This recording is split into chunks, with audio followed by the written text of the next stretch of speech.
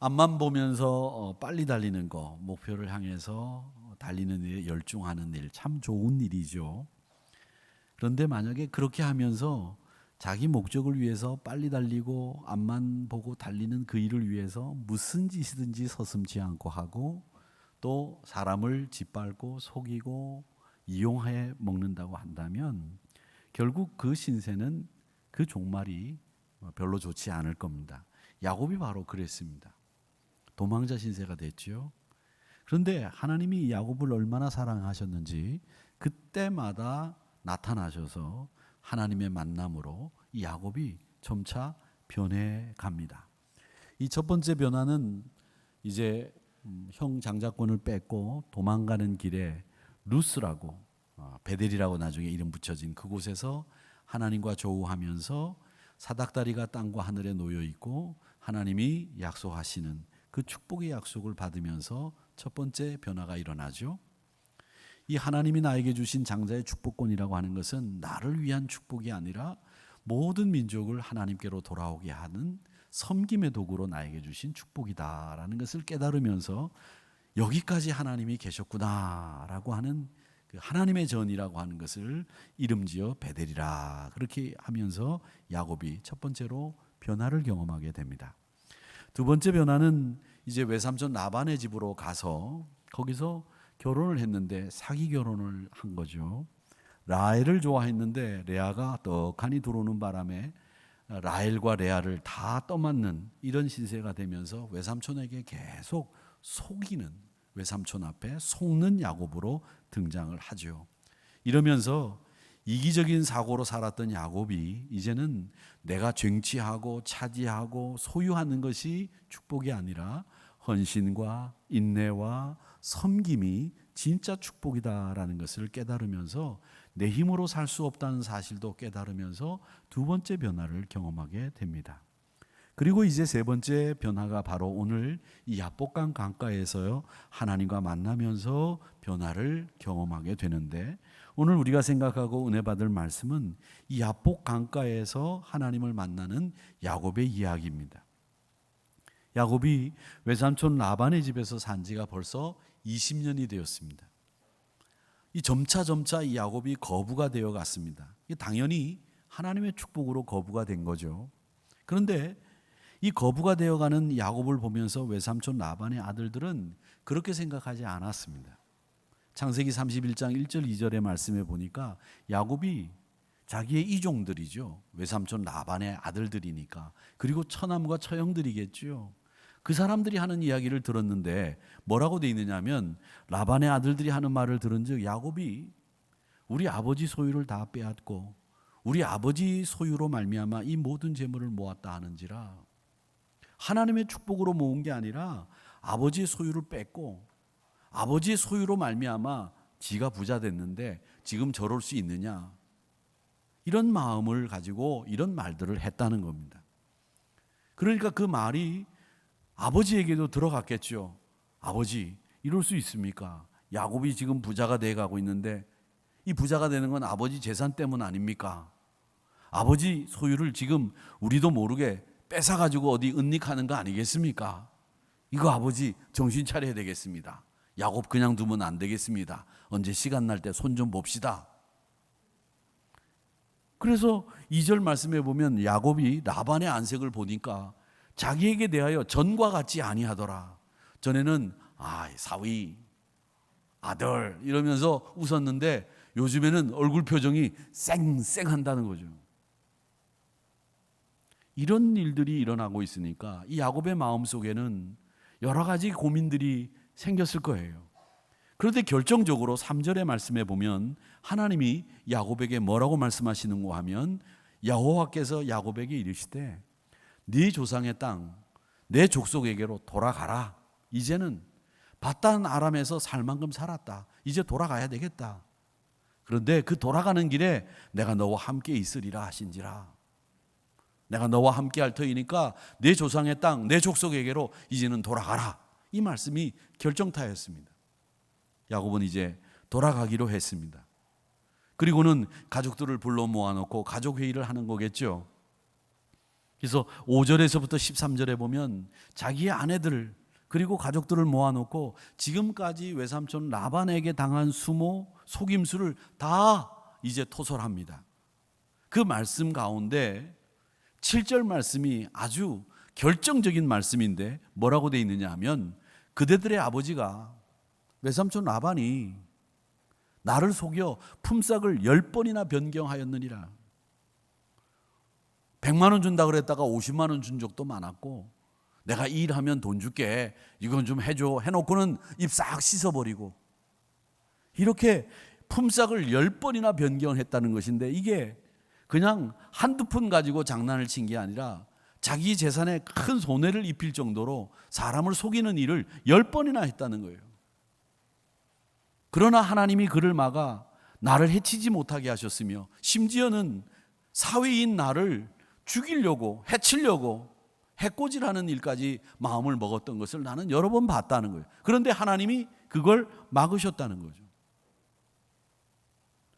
그러니까 야곱의 아내들이 그 얘기를 듣고 뭐라고 얘기하느냐, 14절과 15절 말씀에 보면 이렇게 얘기합니다. 라헬과 레아가 야곱에게 대답하여 이르되 우리가 우리 아버지 집에서 무슨 분깃이나 유산이 있으리요?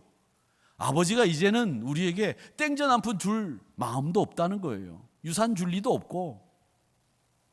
그러면서 또 이 딸들이 가지고 있었던 아버지에 대한 생각을 묘사합니다. 15절에 아버지가 우리를 팔고 우리를 이용해 먹었다는 거죠. 우리의 돈을 다 먹어버렸으니 우리가 아버지로부터 외국인처럼 이렇게 여기는, 외국인처럼 여기는 이 대우를 어떻게 견딜 수 있겠느냐, 이 얘기를 하고 있습니다. 아버지 라반이 딸들에게, 시집간 딸들에게 한 일들이 얼마나 비열하고 치졸했던지 딸들도 아버지에 대해서 우리를 팔아먹고 우리의 것을 다 먹어버렸으니 우리를 외국인처럼 여기는 거 아니냐, 이 얘기를 하는 겁니다. 결국 야곱의 아내들도 여기에 맞장구를 치고 하나님의 말씀이 결정타였고, 결국 이 바단 아람을 떠나야 되겠다라는 생각을 가지고 외삼촌을 떠날 결심을 하게 됩니다. 자, 그런데 문제가 있습니다. 문제가 뭐냐? 그건 조상의 땅, 내 족속에게로 돌아가야 될 그 땅에 누가 있느냐? 형 에서가 있는 겁니다. 형 에서와 화해가 이 문제입니다. 다시 그곳으로 돌아가려면 필연적으로 형을 만나야 되는데 그게 두렵고 떨리는 문제예요. 다른 사람의 감정 정도야 뭐 가볍게 무시하고 지나가고 살았는데 왠지 형 에서에 대해서는 늘 그렇지 못했어요. 여러분, 그렇습니다. 우리의 마음을 상하게 하고 우리 마음속에 두려움, 우리 마음속에 여러 가지 생각을 가장 많이 갖게 하는 그런 사람들은 누구냐? 가까운 가족들이에요. 친구들이에요. 가까운 사람들이지 먼 사람들이 우리 마음에 상처 주고 마음에 생책이 내지 않습니다. 다 가까운 사람 때문에 마음에 상처 생기고 생책이 생겨서 어렵고 힘들어지는 거예요. 근데 형에서는 장자의 축복을 받았는데 그 장자의 축복권을 하찮게 여겨요. 나는 그걸 어떻게 해서든지 가지고 싶어 했는데 하나님은 그렇게 갖고 싶어하는 나에게는 안 주시고 하찮게 여기는 형 에서에게 주셨고, 또 그것 때문에 나는 그걸 가지려고 속이고 수를 쓰고 그렇게 했는데 형은 그런 것을 뭐 아무렇지도 않게 나한테 주어버리는, 그게 더 화가 나는 거예요. 자존심이 상하는 거죠. 내가 그렇게 원하는 걸 형은 하찮게 그렇게 팥죽한 그릇에 버릴 수 있다고 하는 것 때문에 내가 그렇게 원하는 걸 다른 사람들은 이렇게 하찮게 여기는 거, 이거 내가 잘못된 거 아니냐? 자존심이 확 구겨지는 거죠. 게다가 내가 그렇게 원하면 하나님이 주셔야지, 하나님 불공평하신 거 아니에요? 이런 생각까지 드는 거죠. 가치를 모르는 사람에게는 주시고 가치를 알고 정말 갖고 싶어하는 나에게는 안 주시는 하나님 불공평합니다. 그러니까 장자의 권리를 뺏으면서도 그 마음속에 양심의 가책이나 불편한 마음 없이 뺏을 수 있었던 거예요. 어떤 대가를 치르더라도 나는 갖고 싶으니까 가질 수 있다, 괜찮다, 이렇게 생각한 거예요. 그런데 그렇게 장자의 축복권을 갖고 나름대로 성공을 거두고 고향으로 향하는 이 발걸음 앞에 큰 공경이 닥친 거죠. 지금까지 실패를 몰랐는데 가로막고 있는 것은 짓밟고 넘어가고 뛰어넘고 이용하고 술수를 동원하고 취했는데, 그래서 꿈을 이뤘는데 이제는 그 마음속에 남아있는 것은 불안과 두려움밖에 남지 않은 거예요. 아무리 큰 일을 당해도 당황하지 않았는데 이번만큼은 도무지 해결할 방안이 떠오르질 않는 거죠. 더 미궁으로 빠지는 거죠. 그 심정이 창세기 32장 7절에 기록이 되어 있습니다. 뭐라고 되어 있느냐면 야곱이 심히 두렵고 답답하여 자기와 함께한 동행자와 양과 소와 낙타를 두 떼로 나누었다. 이렇게 되어 있습니다. 얼마나 두렵고 답답했든지 그 마음을 묘사해 두고 있어요. 야곱이 형의 장자권을 뺏고 난 뒤에 외삼촌 라반의 집으로 갈 때 두려워했다는 기록은 없어요. 27장 44절 말씀해 보면 창세기, 어머니 리브가가 야곱을 외삼촌 라반의 집으로 보내면서, 자기 친정이죠, 어머니 입장에서는 친정으로 보내면서 뭐라고 그러냐면 네 형의 노가 풀리기까지 몇 날 동안만 외삼촌 라반하고 함께 있다가 와라. 한 3박 4일, 뭐 6박 7일, 아니면 길게는 한 달, 그 정도 형 노가 풀릴 때까지만 있다가 다시 와. 그러고 갔어요. 그러니까 그 외삼촌 라반의 집 바단 아람으로 가는 길은 그냥 편안하게 여행 가는 기분으로 갔지 두려운 마음 갖고 가지 않았어요.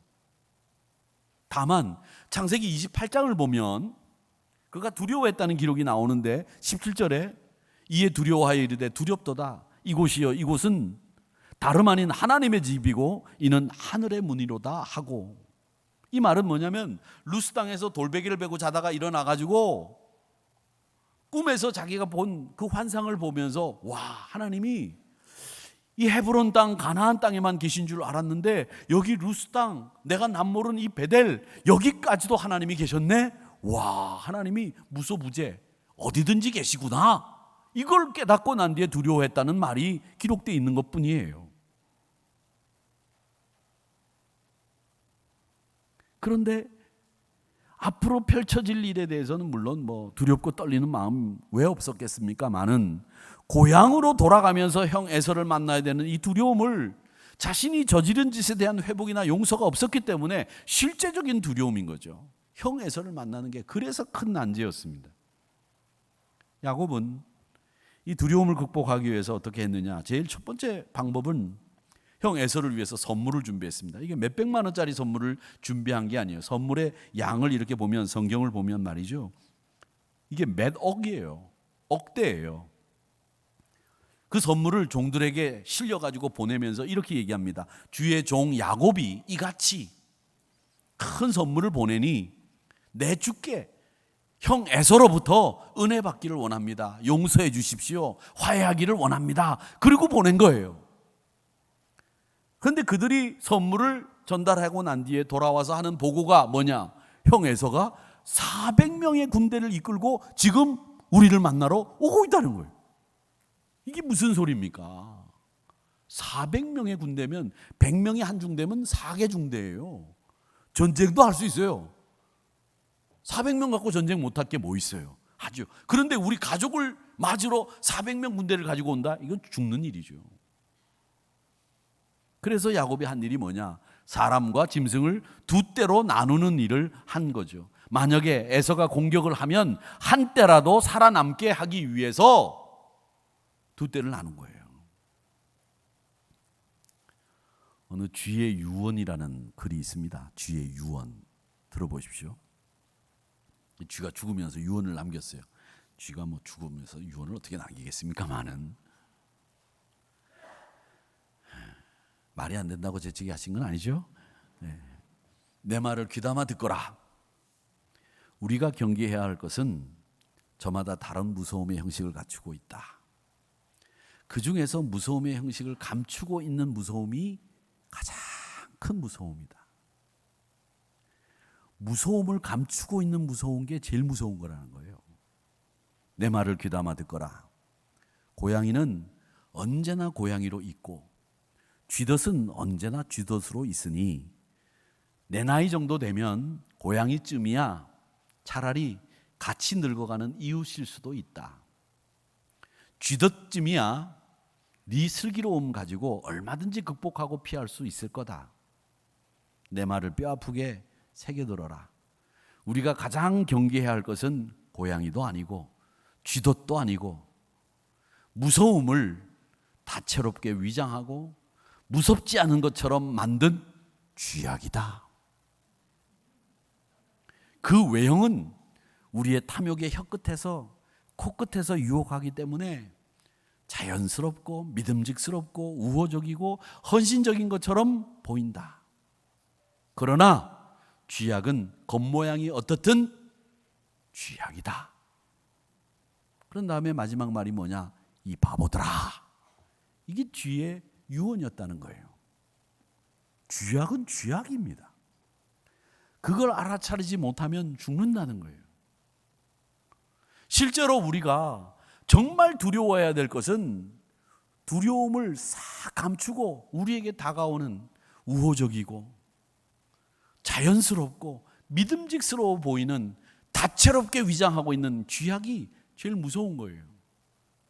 고양이는 나중에 늙어가는데 친한 이웃도 될 수 있다는 거죠. 쥐덫 정도야 보면 아니까 피할 수 있다는 거죠. 그런데 이게 내 코끝을 내 혀끝을 유혹하는 이 쥐약을 유혹을 못 이기면 정말 못 이기면 죽고 만다는 거예요. 우리 신앙생활하는 신앙인들도 마찬가지입니다. 정말 두려워해야 될 게 뭔지 모른 채 두려워하지 않아도 되는 것에 두려워하면서 사시는 거예요. 정말 두려워해야 될 것을 무시하고 두렵지 않은 것 때문에 두려워 불안해하고. 여러분 시편 33편 시편 기자는 8절에서 이렇게 얘기합니다. 온 땅이여 여호와를 두려워하라. 하나님 한 분만 두려워해야 되는데 우리는 정말 두려워해야 될 것은 두려워하지 않고 엉뚱한 것만 두려워하는 거예요. 야곱도 마찬가지입니다. 정말 이 자리에서 내가 두려워하고 내가 겁내야 될 분이 누군지를 알아야 되는데 에서가 두려운 거예요. 이게 하나님은 깨닫게 해주시는 거죠. 그래서 두 번째 야곱이 이런 상황에서 극복하기 위해서 택한 방법이 있는데 아주 현명한 선택을 했습니다. 그게 뭐였느냐? 하나님 앞에 기도하는 일이다. 이렇게 택한 거죠. 그 말씀이 32장 9절부터 나오는데 이 기도는 한마디로 말하면 살려달라 이 기도예요. 근데 이 살려달라는 기도를 들어보면 32장 9절부터 쭉 나오는데 이 살려달라는 이 간구의 기도를 들어보면 탄원의 기도에 들어보면 이 기도의 형식이 어떤 기도의 형식을 가지고 있는지를 보면 여러분들이 나중에 하나님 앞에 도움을 구할 때 어떻게 기도해야 되는지 그 전형적인 예가 거기에 나와 있습니다. 먼저 야곱의 기도를 보십시오. 10절의 말씀에 보면 이렇게 되어 있습니다. 나는 주께서 주의 종에게 베푸신 모든 은총과 모든 진실하심을 조금도 감당할 수 없사오나 내가 내 지팡이만 가지고 이 요단을 건넜더니 지금은 2때나 이루었나이다. 감당할 수 없는 은혜를 받았다는 거죠. 내가 요단을 건널 때는 지팡이 하나밖에 없었는데 지금은 사람과 짐승을 2대로 나누어야 할 정도로 그렇게 큰 축복을 받았다는 거죠. 뭡니까? 살려달라는 기도를 하면서 하나님 앞에 베풀어 주신 은혜의 기억을 소환해서 하나님 앞에 감사하고 있는 거죠. 근데 우리는 어떻게 하느냐? 살려달라는 기도를 하면 하나님 죽이든지 살리든지 마음대로 하세요. 죽으면 당신 손해지 뭐. 이런 식으로 기도한단 말이죠. 물론 뭐 이런 식으로 다 같이 그렇게 기도하는 건 아니지만 될 대로 되라는 식으로 하나님 말이지 이럴 수 있습니까? 이런 마음 가지고 기도해서는 안 된다는 거예요. 살려달라는 기도를 할 때는 하나님이 그동안 나에게 베풀어 주신 은혜를 생각해 보면 이건 내가 감당할 수 없는 은혜였습니다. 감사합니다. 그러면서 탄원의 기도를 하나님 앞에 올려드리는 거예요. 자, 그 다음에 야곱은 하나님께서 어떻게 해주셨는지를 12절에 보면 이렇게 얘기합니다. 주께서 말씀하시기를 내가 반드시 내게 은혜를 베풀어 네 씨로 바다에 셀 수 없는 모래와 같이 많게 하리라 하셨나이다. 하나님이 약속하지 않았습니까? 하나님이 반드시 내게 은혜를 베풀어서, 저에게 은혜를 베풀어서 내 씨가 바다에 셀 수 없는 모래같이 많게 해주리라고 축복해 주시지 않았습니까? 즉 하나님이 하신 언약의 말씀을 꽉 붙잡고 살려달라고 기도하고 있다는 거예요. 그러니까 여러분, 하나님 앞에 살려달라는 기도를 할 때는 그 은혜를 기억하면서 감사 기도를 하고, 그리고 언약하신 말씀을 근거해서 그걸 붙잡고 하나님 앞에 기도하는 이 탄원의 기도가 우리에게 필요하다. 전형적인 탄원의 기도는 이런 형태다라는 것을 우리에게 보여주고 있는 것이 야곱의 기도입니다. 그렇게 해서 야복 강가에서 야곱의 기도가 시작이 된 거죠. 하나님의 사자와 홀로 남아 처절한 싸움을 하던 야곱이 이 환도뼈가 부러지는, 이 허벅다리 뼈가 부러지는 경험을 하죠. 이 허벅다리 뼈는 사람의 몸을 지탱해 주는 아주 중요한 뼈 아닙니까? 이 말은 뭐냐면 지금까지 자기를 지탱해 준 모든 것이 다 소용없다는 걸 깨달음 주신 거죠. 여러분, 우리 인간이, 사람이 말이죠, 우리 힘으로 할 수 있는 일이 별로 많지 않습니다. 자식이 마음대로 됩니까? 아니면 뭐가 마음대로 됩니까? 여러분 한번 생각해 보세요. 내 마음대로 된 게 몇 가지나 있는지. 그런데 사람들은 자기 힘으로, 자기 능력으로 뭐든지 할 수 있다고 착각하고 산다는 거예요. 우리 힘으로 할 수 있는 게 그렇게 많지 않아요. 우리 능력으로 이룰 수 있는 게 그렇게 많지 않단 말이에요.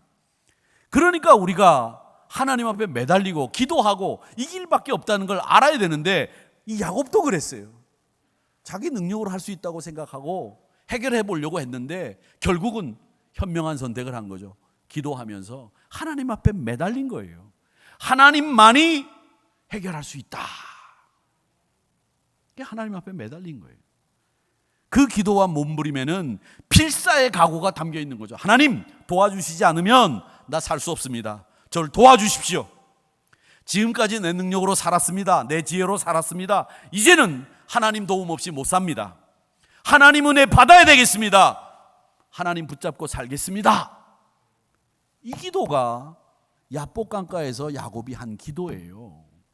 환도뼈가 부러지는 것보다 이 중요하게 우리가 이 야복 강가에서 야곱의 기도를 봐야 되는 것이 바로 이겁니다. 하나님 없이 나 못 살겠습니다. 하나님 은혜 없이 나 못 살겠습니다. 하나님 붙잡고 살겠습니다. 그러니까 하나님이 환도뼈를 부러뜨리고 이름도 바꿔주고 축복하시고 형에서와 문제를 해결해 주신 거예요.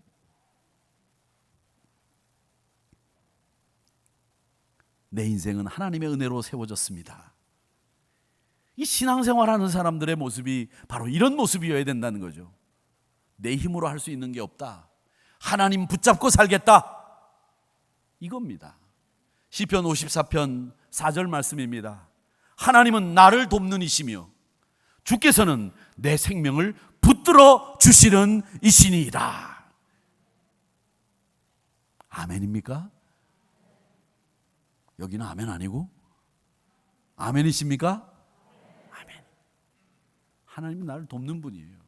내 생명을 붙들어 주시는 분이에요. 하나님 붙잡아야 된다는 거죠. 야곱은 야복 강가에서 하나님 붙들겠습니다. 그렇게 약속한 거예요. 이후 이름이 바뀌고 새로운 삶을 살게 되면서 형 에서와 마찰 없이 이제 고향으로 돌아가게 되는 이야기 여러분 아시죠? 근데 이 과정에서 야곱의 삶에서 마지막으로 하나 더 살펴볼 것은 아주 중요한 사건이 하나 있었어요. 그게 뭐냐? 24절에 보니까 이렇게 되어 있습니다. 야곱은 32장 24절입니다. 홀로 남았더니 어떤 사람이 날이 새도록 야곱과 씨름하다가, 이렇게 되어 있습니다. 홀로 남은 경험을 했다는 거죠. 홀로 남는다는 건 그리 유쾌한 일이 아닙니다. 그런데 오늘 이 야곱이라고 하는 존재가 완전히 새롭게 바뀌는 과정에서 이 홀로 남는 경험을 했다는 거예요. 여러분, 그렇습니다. 우리 인생길에 의외로 홀로 해야 되는 일이 많습니다. 결정적인 순간, 결정적인 선택, 여러분 혼자 하셔야 됩니다. 시험 도와주는 사람 없이 홀로 봐야 되고요. 결국 마지막 죽음도 우리 홀로 맞습니다. 아무리 존엄한 죽음 앞에 선다고 하더라도 호스 안 끼고 기계 주렁주렁 안 달고 죽는다고 하더라도 죽음은 철저하게 나 혼자 당해야 되는 일입니다. 노후에 겪는 3대 괴로움 가운데 하나가 홀로 남는 일입니다. 부자이건 가난한 사람이건 홀로 살아야 되는 사람들이 점점 많아지는 게 현대 사회의 특징이에요. 그래서 혼밥하는 거예요.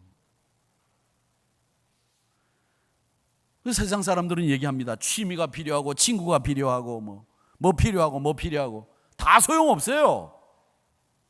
건강 잃어버리면 무슨 취미, 자전거는 뭘 자전거를 타고 산을 어떻게 가요? 다리를 못 움직이는데. 근데 여러분은 다행이지 않습니까? 믿음이 있습니다. 신앙생활합니다. 그러니까 건강하고 영적으로 육적으로도 다른 사람보다 더 튼튼하고요. 무엇보다 믿음이 있으니까 긍정적인 사고를 하죠. 그런데 우리 모두는 이 홀로 남는 연습, 홀로 있는 경험을 합니다. 근데 홀로 남는 이 순간에 어떻게 대처하느냐? 필요한데요. 엘리야 선지자를 보면 이제 바알 선지자하고 대결을 해야 되는 이런 상황에서 뭐라고 얘기하느냐면 열왕기상 18장 22절 말씀에 보면 엘리야가 백성들에게 이렇게 얘기합니다. 여호와의 선지자는 나만 남았다. 바알의 선지자는 450명이나 돼. 내가 어떻게 그 450명을 상대하겠냐? 이러면서 한탄을 하는 거예요. 백성들한테 한탄하면 뭐합니까? 근데 엘리야 선지자는 자기 혼자 여호와의 선지자로 남았다고 하는 걸 한탄하고 있어요. 그런데 하나님의 도우심으로 바알 선지자, 아세라 선지자 850명과 싸워서 이기고 난 뒤에 왕후인 이세벨이 이 엘리야 선지자 죽여버리겠다. 그러니까 호렙산으로 또 도망가잖아요. 도망가가지고서는 뭐라고 얘기하느냐? 칼로 주의 선지자들을 죽였음이오며 주의 제단을 헐었고 주의 언약을 버리고 이제 오직 나만 남았거늘 그들이 내 생명을 찾아 빼앗으려 하나이다. 또 혼자 남았다고 넋두리를 하는 거예요. 엘리야 선지자가 혼자 남았다고 넋두리하는 이 모습이 신앙적이냐? 그 능력 많은 엘리야 선지자도 혼자 남았다고 넋두리하고 있다는 거예요. 이렇게 우리도 마찬가지예요. 우리도 역시 혼자 남을 수 있다는 거죠. 여러분, 홀로 남을 수 있어요. 특히 이 남자분들은 홀로 남으면 연약해질 대로 연약해지고 약해지는 것을 저는 많이 봤어요. 약해지지 마십시오. 저도 가끔 보면 이 세탁기 스위치 누를 줄 모르거든요. 그 유명한 밥솥 어디에 스위치를 눌러야 되는지 물 조절도 잘 못해요. 배운 거라고는 제가 중학교 때 배운 쌀을 넣고 이 손등이 잠길 만큼 물 채워라 이거밖에 몰라요. 그러니까 저 혼자 남으면 이거 어떻게 될까? 이거 걱정이 태산 같은 인물이 바로 접니다. 홀로 남는 연습을 많이 해야 되는데 그저 기도하는 건 하나님 저부터 가게 해주세요. 이 기도하는 수밖에 없는 거죠. 저는 혼자 할 수 있는 일이 별로 없거든요. 여러분은 많으실지 모르겠지만 근데 남자분들 대부분이 혼자 남으시면 약해지시거든요. 그렇기 때문에 이 홀로 남을 때 연습들을 해야 되는데 홀로 남은 야곱이 어떤 일을 했는지 보세요. 감수성 홀로 남은 걸 이야기하면서 외롭고 쓸쓸하다 그렇게 얘기했습니까? 여러분 이제는 외롭고 쓸쓸하다는 말 어디 해봐야 통하지도 않아요. 다 외로운데, 다 혼자인데, 뭐 어디다 대고 혼자 다 살고 있는 사람한테 외롭다고 얘기하고 쓸쓸하다고 얘기하고 말이죠. 그리고 여러분, 이제 앞으로 자식들에게 기댈 생각하지 마세요.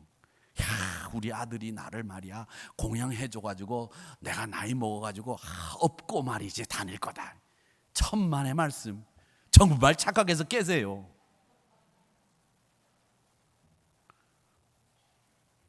혼자 사시든가 아니면 가까운 요양원에 가가지고 친구들 만나가지고 그냥 즐겁게 사실 생각하셔야지, 자식들에 얹혀가지고 사실 생각 하시지들 마세요. 진짜인가 아닌가 보세요.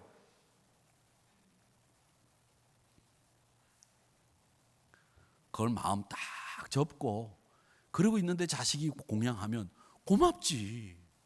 그게 은혜지.